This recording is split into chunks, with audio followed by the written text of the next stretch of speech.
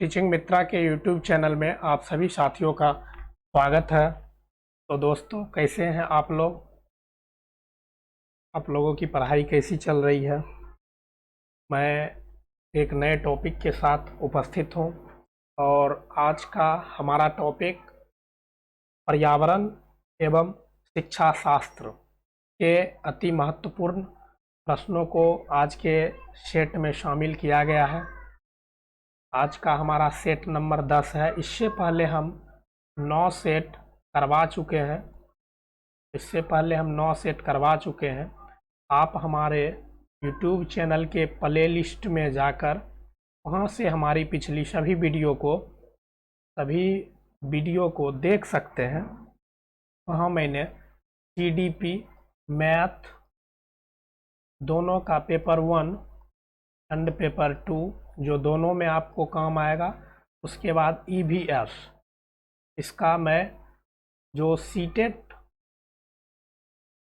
2021 दिसंबर से जनवरी तक एग्ज़ाम हुआ था, उसमें जो प्रश्न पूछा गया है उस प्रश्नों को हम डिस्कस करवा रहे हैं। आज का जो हमारा सेट है वो 29 दिसंबर को जो पूछा गया था वह सेट का पर्यावरण अध्ययन का प्रश्न इसमें लिया गया, जो कि काफ़ी महत्वपूर्ण प्रश्न है। और आपको हमारी 9 सेट यदि आप रेगुलर देख रहे होंगे तो आपको अब इतना समझ में आने लगा होगा कि हमारा जो क्वेश्चन पूछेगा सीटेट वो कितना रिपीटेशन करता है, क्योंकि मैं इधर उधर का एक भी प्रश्न इसमें शामिल नहीं किया हूँ। जो भी प्रश्न है वो रियल है और ऑथेंटिक है, वो वेबसाइट से डाउनलोड की हुई क्वेश्चन है। तो आपको इतना समझ आ गया होगा कि हमें कैसे पढ़ना है, जो हम एक बार में सीटेट पास कर जाएं, कम से कम हम 90 नंबर आसानी से ले आएं। तो इसके लिए आप सारी चीज़ समझ गए होंगे और वैसे कर भी रहे होंगे। तो यदि आप हमारे YouTube चैनल पे नए हैं तो एक बार सब्सक्राइब करके बेल आइकन ज़रूर दबा लें, जिससे आपको हमारी अगली सभी वीडियो की नोटिफिकेशन मिलती रहेगी। और अपने दोस्तों में अधिक से अधिक शेयर करें, जिससे आप तक तो हमारी वीडियो पहुंचे ही, साथ ही साथ आपके दोस्तों तक भी हमारी सभी वीडियो पहुंच सके। और लाइक करें। यह सेशन आपको कैसा लगता है आप हमें कमेंट में ज़रूर बताएं। और यदि आपको सीटेट से संबंधित कोई भी सवाल हो तो आप हमें कमेंट बॉक्स में लिख सकते हैं, या फिर हमारे इस ईमेल आईडी पे हमें मेल कर सकते हैं। और हमारा यूट्यूब चैनल तो आपको पता ही है। तो चलिए, बिना इधर उधर की बात किए हुए चलते हैं हम लोग क्वेश्चन की डिस्कस की ओर।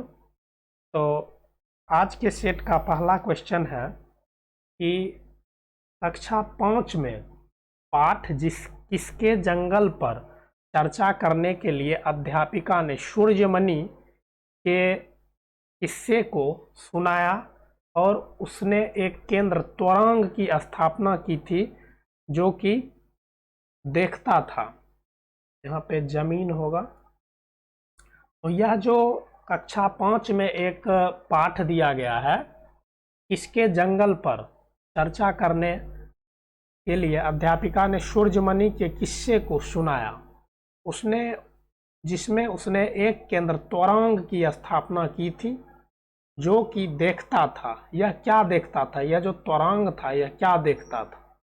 तो जमीन और जीविका की समस्याएं, भूख की समस्याएं, वनों की समस्याएं, कुडुक संस्कृति की समस्याएं। तो यहाँ पे आपको ऑप्शन चूज करना है, केवल बी और सी, ए और डी, उसके बाद केवल डी। तो यहाँ पर जो आपका आंसर होगा वह होगा ए और डी। यहाँ पर जो कुडुक थे और त्वरांग जो स्थापना की गई थी वह जमीन और जीविका की समस्या को देखता था और कुडुक संस्कृति की समस्याएं को देखता था। यहाँ पे कुडुक एक भाषा भी थी, आपसे पूछा गया है कुडुक कहाँ की भाषा है, तो यह जो है सो सूर्यमणि सूर्यमणि कहानी में आपको बताया गया है, और यह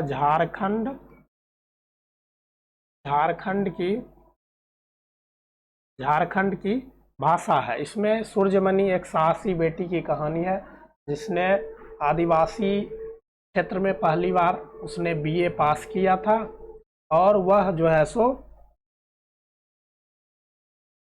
एक त्वरंग की स्थापना की थी। तो यह सब कहानी का आपको पता तब चल पाएगा जब आप NCERT क्लास 3 to 5 का अध्ययन करेंगे। उसमें यह सारी घटनाएं दी गई है। वहीं से आपको पूरे EVS का जो सिलेबस है वो वहीं से पूछता है।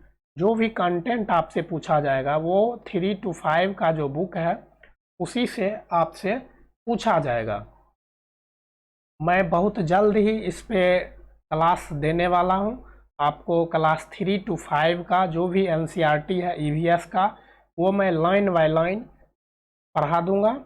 आपको बहुत जल्द ही हमारे YouTube चैनल पे आपको देखने को मिलेगा। मैं तैयारी कर रहा हूँ, PPT बना रहा हूँ, आपको जल्द ही ऐसा वीडियो सामने मिल जाएगा। अभी आपके परीक्षा में टाइम है।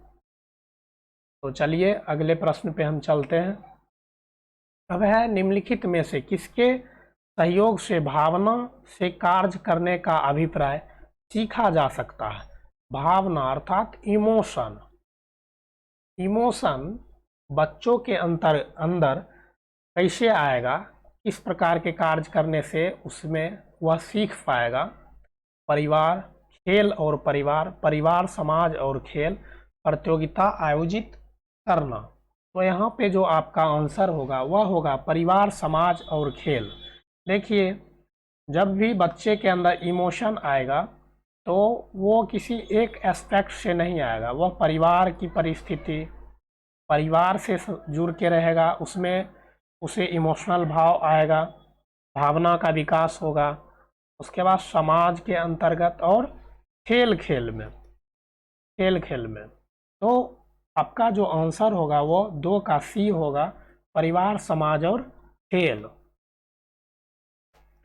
अब अगला प्रश्न है कि निम्न में से कौन सा कीट सामाजिक कीट नहीं है? सामाजिक कीट से तात्पर्य है कि जो कीट हमारे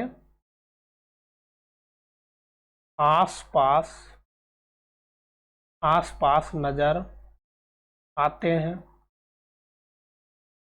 जिसे हम देखकर पहचान पाते हैं, वह सामाजिक कीट कहलाता है। तो चींटी, इसे तो सभी ने जानते होंगे। दीमक, जो कि लकड़ी में लग जाता है। मधुमक्खी जो है इसे भी सब जानते होंगे, लेकिन एक भृंग जो है यह सबसे यहाँ पे अलग है। तो आपका जो आंसर होगा वह भृंग होगा, जो कि सामाजिक कीट नहीं है। अब है मैप से क्वेश्चन। वलसाड शहर, जो कि गुजरात राज्य में है, हैदराबाद शहर तेलंगाना राज्य के सापेक्ष किस दिशा में स्थित है? तो मतलब वलसाड शहर गुजरात, हैदराबाद शहर तेलंगाना के सापेक्ष, यहाँ पे तेलंगाना के सापेक्ष किस दिशा में स्थित है, ये आपको बताना है। हम कई बार आपको मैप के क्वेश्चन पहले भी बता चुके हैं, और अभी भी हम आपको इसको बढ़िया से समझा देते हैं कि आप परीक्षा में गलती नहीं कर पाएंगे। ये उत्तर होता है, ये दक्षिण होता है, ये पूरब होता है, और ये पश्चिम होता है। के बाद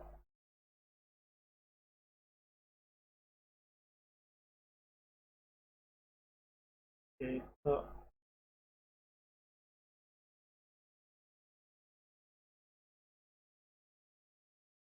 ये होता है उत्तर पूरब, ये होता है दक्षिण पूरब, ये होता है उत्तर पश्चिम, ये होता है दक्षिण पश्चिम। तो ये डायरेक्शन होता है। अब आपको मैप में देखना है कि जो गुजरात है, तो गुजरात यहाँ पर है, इसके अंतर्गत वलसाड शहर है, और हैदराबाद जो कि तेलंगाना में है। तो यहाँ पे आपको हैदराबाद है जो कि तेलंगाना है। तो अब आप यदि यहाँ से इसको मिलाते हैं तो ये आपका जो है सो तेलंगाना हैदराबाद से गुजरात के बीच की दूरी है, अर्थात लाइन है। अब आपसे जो प्रश्न में पूछ रहा है कि वलसाड शहर गुजरात, हैदराबाद शहर तेलंगाना, तेलंगाना के सापेक्ष अर्थात इसके सापेक्ष यहाँ से खड़ा होकर आपको देखना है। तो यहाँ से यदि हम इसको इस तरह से कर देते हैं, इस तरह से यदि हम करते हैं तो आपको अब कुछ स्पष्ट यहाँ पे दिख रहा होगा। अब जो है सो ये हो गया उत्तर, ये हो गया पूरब, ये हो गया पश्चिम, और ये हो गया दक्षिण, और ये हो गया उत्तर पश्चिम। तो ये रहा गुजरात और ये रहा हैदराबाद। यहाँ पे हमने ये फिगर ड्रॉ किया तो यहाँ से आपको स्पष्ट पता चल रहा है कि ये जो डायरेक्शन बन रहा है उत्तर पश्चिम का, आपका ऑप्शन नंबर डी होगा यहाँ पे आंसर, कि वलसाड शहर जो गुजरात में है और हैदराबाद शहर जो कि तेलंगाना राज्य के सापेक्ष किस दिशा में है, तो वह उत्तर पश्चिम दिशा में होगा।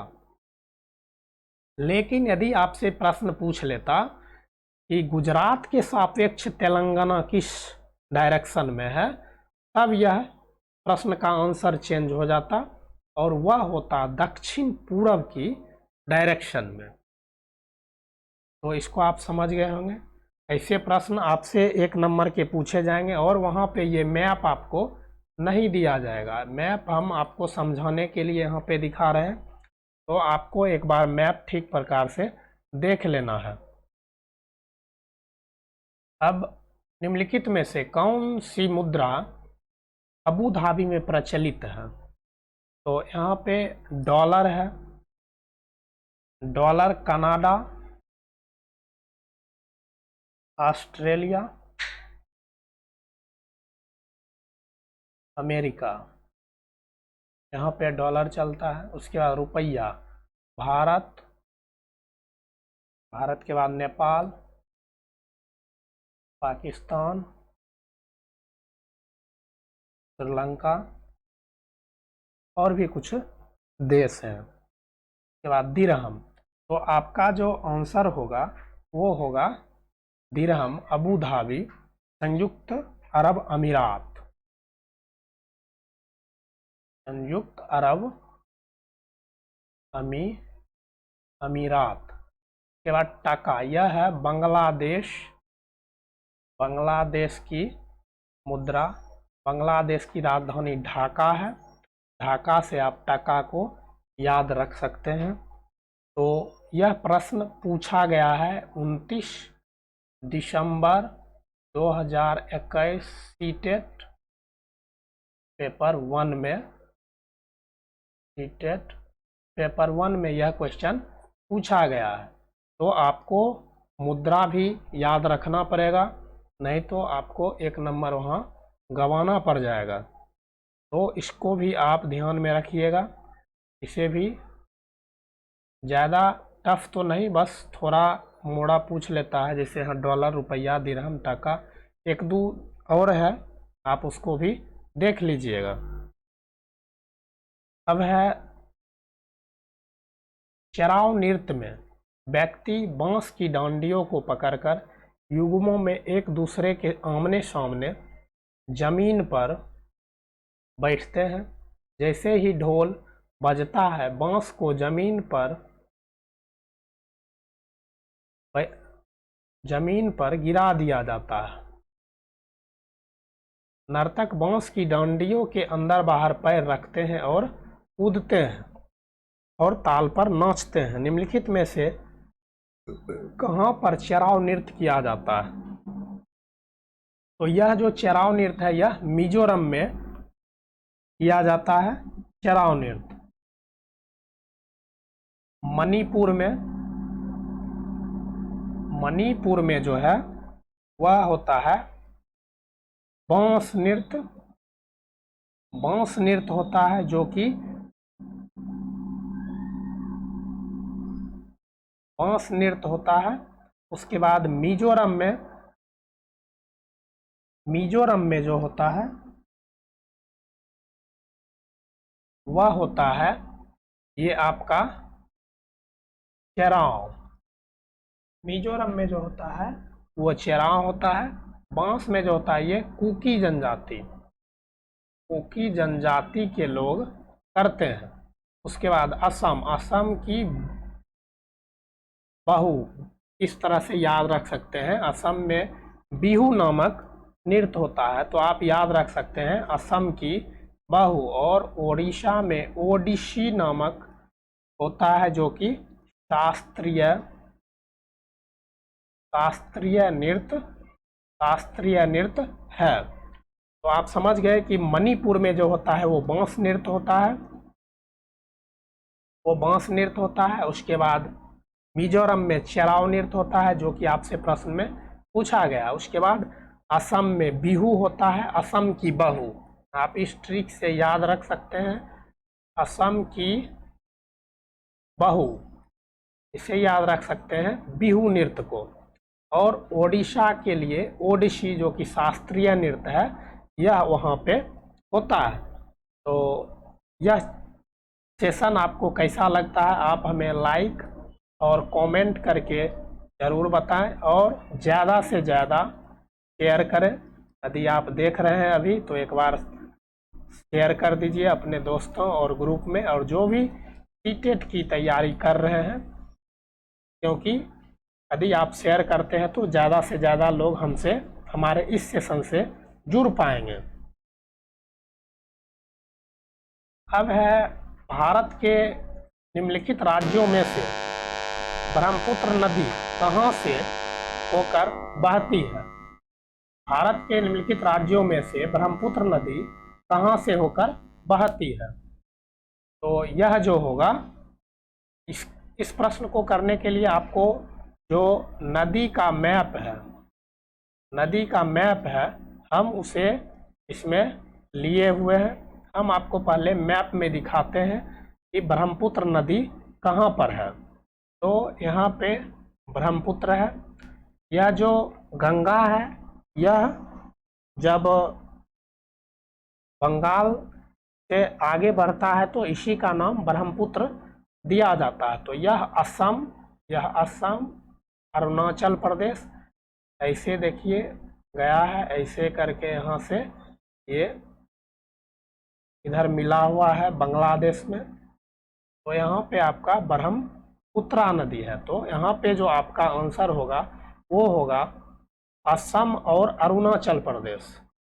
ऑप्शन नंबर सी होगा, असम और अरुणाचल प्रदेश। तो ये पूरा जो मैप है इसमें पूरा नदी तंत्र दिया गया है। देखिए लूनी नदी है, चंबल नदी है, बेतवा है, गंगा है, गंगा रिवर देखिए ऐसे करके आया है, फिर यहाँ से फिर ऐसे करके इसमें ढेर सारा नदी मिलते चला गया है। फिर ये सिक्किम में चला गया है, ये इधर नेपाल में चला गया है, बहुत सारा नदी इसमें मिलते हुए चला गया है। ये देखिए यहाँ से मिलते चला गया। तो आपका जो क्वेश्चन पूछा है ब्रह्मपुत्रा नदी, यह नॉर्थ ईस्ट साइड में अरुणाचल प्रदेश और असम इस दोनों में पाया जाता है, उस होके वहाँ बहता है। तो इसके लिए आपको मैप थोड़ा बढ़िया से पढ़ना पड़ेगा, क्योंकि मैप से आपको 2 से 3 मार्क्स के प्रश्न जरूर पूछे जाएंगे। एक तो पूछ लेगा नदी से पूछ सकता है, उसके बाद एक पूछ लेगा कि आपको इस मतलब पंजाब से और महाराष्ट्र जाना है तो आप किन किन स्टेट से होकर गुजर सकते हैं। उसके बाद एक मान लीजिए कि पूछ लिया बिहार के पड़ोसी राज्य कौन है, इस तरह के क्वेश्चन आपसे 2 या 3 मार्क से क्वेश्चन मैथ से जरूर पूछे जाएंगे। तो चलिए अब अगले प्रश्न को लेते हैं। भावी पीढ़ी के समाजीकरण में परिवार की महत्वपूर्ण भूमिका होती है। इस परिस्थिति में परिवार माध्यम है। तो इस परिस्थिति में जो भावी पीढ़ी समाजीकरण में परिवार की महत्वपूर्ण भूमिका होती है, इस परिस्थिति में परिवार जो होता है वह प्राथमिक समाजीकरण होता है। समाजीकरण के 2 कारक या स्टेजेज हैं। पहला है प्राथमिक और दूसरा है द्वितीयक। इसमें जो है पहला में परिवार, आस पड़ोस अर्थात समाज। द्वितीयक में आता है स्कूल, मीडिया, साथी समूह। उसके बाद आता है धर्म संप्रदाय। बच्चे के मानसिक विकास के लिए, बच्चे के समाजीकरण के लिए धर्म संप्रदाय का भी काफ़ी महत्व होता है। उसका भी इफेक्ट बच्चों के समाजीकरण पे पड़ता है। तो यहाँ पर जो होगा वो परिवार, आस पड़ोस जो समाज होता है वह प्राथमिक समाजीकरण होता है। द्वितीयक समाजीकरण के अंतर्गत स्कूल, मीडिया, साथी समूह, धर्म संप्रदाय, कोई भी संस्था, इस सब का प्रभाव पड़ता है। तो चलिए इस प्रश्न को हम पिछले वीडियो में भी कई बार बता चुके हैं, तो ज़्यादा इसमें बताने की कोई आवश्यकता है भी नहीं। लेकिन हाँ, यह आपको 1 से 1 नंबर का तो निश्चित ही आएगा। अब है वातावरण को बचाने की आवश्यकता के लिए हुई कई आंदोलन को समर्थन मिला। निम्नलिखित में से 1970 के चिपको आंदोलन में निर्णायक भूमिका निभाई। तो चिपको आंदोलन, जो कि चिपको आंदोलन की शुरुआत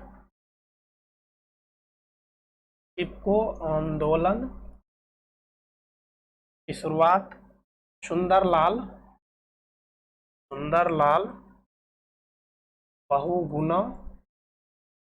बहुगुणा ने किए थे। इन्होंने उत्तराखंड के रैनी गांव, जो कि गोपेश्वर शहर में है, वहां से इसकी शुरुआत हुई थी। महिला तथा पुरुष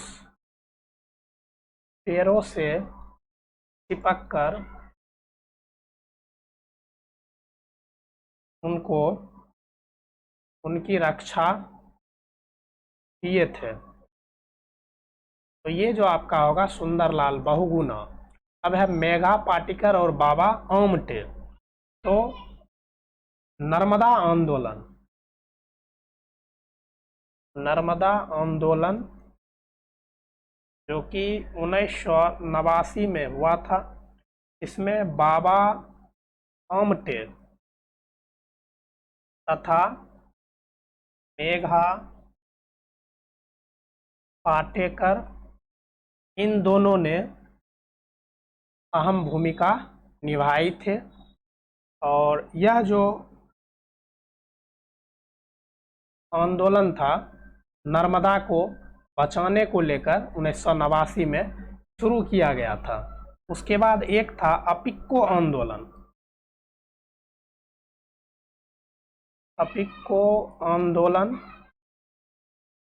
यह शुरू हुआ था 1983 में। इसमें पांडुरंग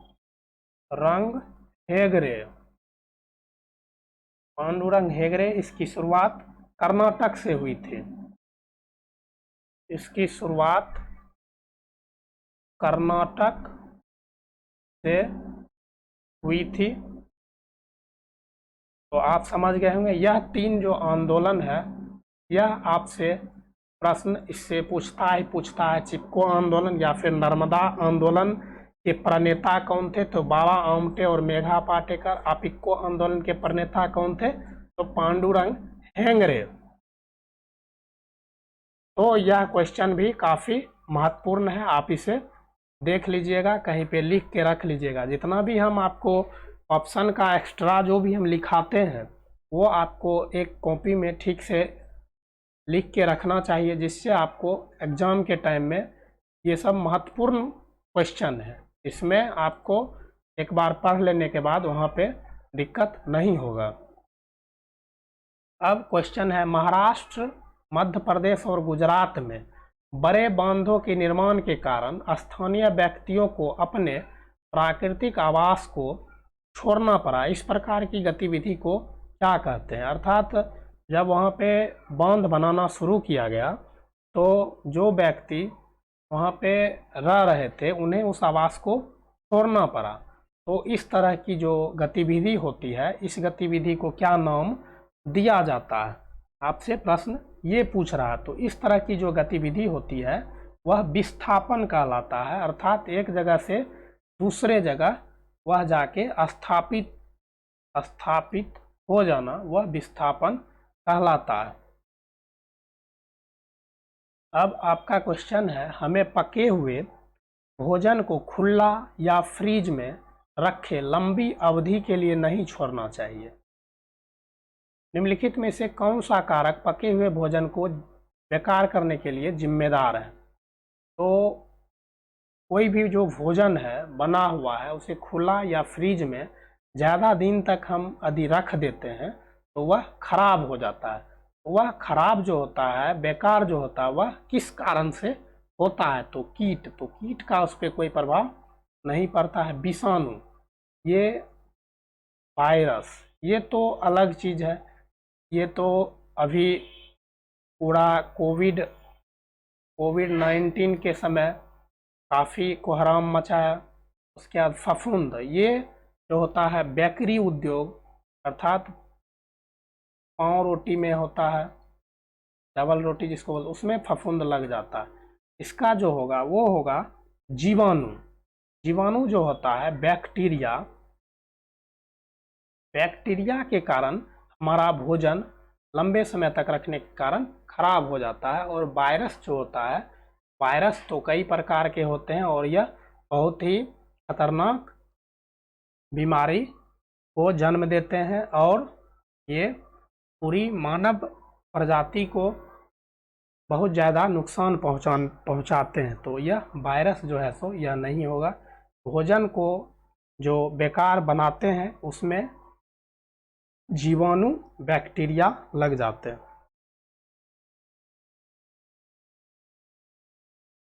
प्रत्येक भोज्य पदार्थ के पैकेट पर उसे पैक करने की तिथि अर्थात मैन्युफैक्चर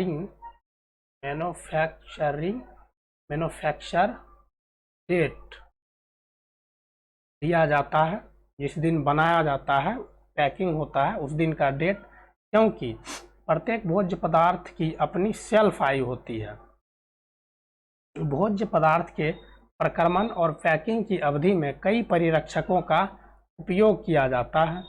कुछ निश्चित समय के पश्चात इसमें रोगाणु उत्पन्न हो जाते हैं जो इसको खराब कर देते हैं। हमें उन भोज्य पदार्थों का उपभोग नहीं करना चाहिए जिन पर लिखा हुआ समय समाप्त हो चुका है। तो जो एक्सपायर हो चुका है, जिसकी अवधि समाप्त हो चुकी है, वह हमें उपयोग नहीं करना चाहिए। तो सही बोल रहा है। कुछ निश्चित समय के पश्चात इसमें रोगाणु उत्पन्न हो जाते हैं जो इसे खराब कर देते हैं, यह भी सही है। अभी हम पिछला प्रश्न में पढ़ भी रहे थे। भोज्य पदार्थ के प्रक्रमण और पैकिंग में कई परिरक्षकों, सही बात है, नाइट्रोजन गैस का उपयोग किया जाता है और भी कुछ गैस का उपयोग किया जाता है। जैसे कि हम लोग कुरकुरे खाते हैं, उसके बाद चिप्स वगैरह, इस सब के पैकेट में एयर भरा हुआ रहता है जो कि नाइट्रोजन गैस रहता है। तो यह सब जो है सो एक उसका डेट होता है कि मैन्युफैक्चरिंग डेट क्या है और उसका एक्सपायरी डेट क्या है। इस अवधि से ज़्यादा दिन तक यदि वो सामान रहता है तो वो आपका खराब हो जाएगा, उसे यूज नहीं करना है। और प्रत्येक भोज्य पदार्थ की अपनी जो है एक शेल्फ आयु होती है, उसकी एक एज होती है, उसके बाद वह डैमेज होने लगता है अर्थात बेकार होने लगता है। तो इसका जो प्रश्न का आंसर होगा वह होगा ऑप्शन नंबर ए, बी, सी और डी चारों जो ऑप्शन है आपका सही बोल रहा है। अब है मच्छरों के प्रजनन की रोकथाम के लिए कई विधियां प्रस्तावित की जाती है, निम्न में से वह विधि ज्ञात कीजिए जो मच्छरों के प्रजनन को नहीं रोकती है। तो कूलर के पानी को सप्ताह में कम से कम 2 बार बदलें। यदि कूलर के पानी को आप नहीं बदलते हैं तो वह पानी महकने लगेगा, सड़ने लगेगा, उसमें जीवाणु होने लगेगा और मच्छर उसमें अपना अंडा देगा, अपना लार्वा उसका वहाँ पे गिराएगा और उससे मच्छर फैलेगा। तालाब और पानी इकट्ठा वाले स्थानों में मछली डालें कि मच्छरों को खा लेता है। यह भी सही है कि मच्छर यह जो है सो उसके प्रजनन को रोकता है और यदि कूलर के पानी को आप बदलते रहेंगे तो वहाँ भी मच्छर नहीं फैलेगा। मच्छरदानी का प्रयोग, तो मच्छरदानी का प्रयोग करने से आप मच्छर से बच सकते हैं, लेकिन वो मच्छर का जो प्रजनन दर है वो उससे कम नहीं होगा। तो आपका जो ऑप्शन होगा वो ऑप्शन नंबर सी होगा। यदि किसी स्थान पर पानी इकट्ठा हो गया तो तेल का छिड़काव करें। यदि आप केरोसिन तेल का छिड़काव कर देते हैं तो इससे जो मच्छर होगा वो उस तेल पे, उस पे जो पानी की ऊपरी सतह पर जो उसका लार्वा होगा वह डूब जाएगा तेल छिड़क देने से और वह मर जाएगा। तो आप मच्छरदानी के प्रयोग से मच्छरों के प्रजनन के दर को नहीं रोक सकते हैं। आपका ऑप्शन सी यहाँ पे आंसर होगा। अब है कक्षा 3 के अध्याय हम चीज़ें कैसे बनाते हैं। यह एनसीईआरटी क्लास 3 में दिया गया है कि हम चीज़ें कैसे बनाते हैं। में दीपावली की कहानी किस पर केंद्रित है। शारीरिक श्रम की मर्यादा की अवधारणा, समान कार्य के लिए समान पारिश्रमिक, वेतन की अवधारणा, घरेलू कामकाज में लिंग संबंधी भेदभाव की अवधारणा, व्यवसाय की अवधारणा। तो यह जो होगा यह घरेलू कामकाज में लिंग संबंधी भेदभाव की अवधारणा होगा कि जो दीपावली की कहानी है उसमें महिलाएं ये काम करेगी और पुरुष ये काम करेगा, वहाँ पे लिंग संबंधी धारणाएं हैं। तो इसलिए मैं बोल रहा हूँ कि आपको क्लास 3 to क्लास 5 का एनसीईआरटी बुक पढ़ना है। हम जल्द ही आपको इस बुक का डिस्कशन करवाने वाले हैं। आपको बहुत जल्द ही हमारी यह वीडियो देखने को मिलेगा।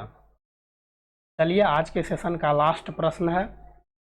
कक्षा 3 के अध्याय ऊंची उड़ान में पक्षियों के विषय पर चर्चा करते हुए शिक्षक टीना छात्रों से कहती है कि वे आसपास पक्षियों व उनके विशेषताओं का अवलोकन करें। इस क्रियाकलाप का लक्ष्य है छात्रों में पक्षियों से संबंधित जानकारी का आधार विकसित करना, छात्रों में पक्षियों के बारे में ज्ञान का आधार विकसित करना, छात्रों में पक्षियों के प्रति रुचि विकसित करना, छात्रों में पक्षियों के प्रति वैज्ञानिक समझ विकसित करना। तो कक्षा 3 का बच्चा उतना छोटा रहेगा, उसमें वैज्ञानिक समझ विकसित करना पॉसिबल नहीं है। छात्रों को पक्षियों के प्रति पहले रुचि लाना होगा, वह जब उसमें इंटरेस्टेड होगा तब फिर वह उसमें ज़्यादा जानकारी अपना विकसित करने में सक्षम हो पाएगा। तो आज का सेशन का 15 क्वेश्चन था और उसका आंसर यहाँ पे दिया गया है, आप यहाँ से आंसर मिला सकते हैं। उसके बाद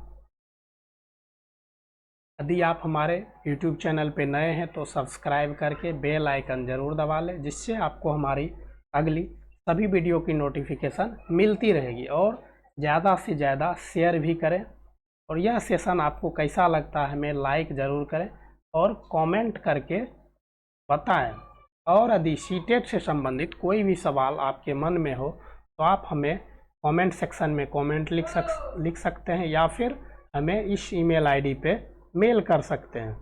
और यदि आपको इस बार सीटेट क्रैक करना है, टीचर बनना है, तो आज से और अभी से एक नए जोश और जुनून के साथ लग जाइए। और मैं बहुत ही जल्द आपको एनसीईआरटी क्लास 3 to 5 के बुक का डिस्कशन प्रोवाइड करवा रहा हूँ। तो वहाँ पे आपको आज का जो आपने प्रश्न देखा होगा कि काफ़ी ज़्यादा कक्षा 3 और कक्षा 5 के कहानी से पूरा उसका जो हेडिंग था, जैसे इसका कक्षा 3 से ऊंची उड़ान, यह हेडिंग उठा के दिया था और इससे संबंधित प्रश्न पूछा गया था।